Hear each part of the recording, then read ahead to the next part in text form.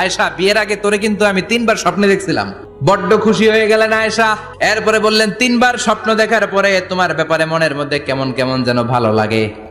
তারপরে একটা ছোট্ট কাগজের মধ্যে, জান্নাতি কাগজ, রেশমি কাপড়ের মধ্যে তোমার চেহারাটা এনে জিব্রাইল বললেন, দেখেন নবী কেমন লাগে। আমি কইলাম, ভালো লাগে। কার মেয়ে? আপনার বন্ধু আবু বকরের মেয়ে। বিয়ে করবেন নাকি? বিশ্বনবী বললেন, ও জিব্রাইল, তুমি যদি ঘটক হও, আল্লাহ যদি হয় কাজী, আমি মোহাম্মদ বিয়েতে রাজি। বিয়ে হয়ে গেল, কিন্তু ঘরে দামি ফার্নিচার নাই, টাকা পয়সাও তেমন নাই, কিন্তু আছে খালি সুখ। এত ভালোবাসতেন মা আয়েশাকে। মা আয়েশা গ্লাসের যেই জায়গা দিয়ে পানি খেতেন, বিশ্বনবী ওই জায়গায় মুখ লাগিয়ে পানি খেত। মা আয়েশা গোশতকে হাড্ডি ফেলে দিলে বিশ্বনবী ওই হাড্ডিটা নিয়ে চষতে শুরু করে দিত।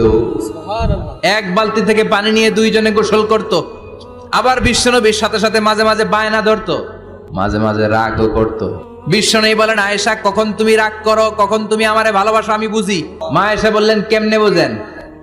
বিশ্বনবী বললেন, যখন তুমি রাগ করো তখন নামাজের পরে দোয়ার মধ্যে বলো, ও ইব্রাহিম আলাইহিস সালামের আল্লাহ, আপনি আমার উপর দয়া করেন।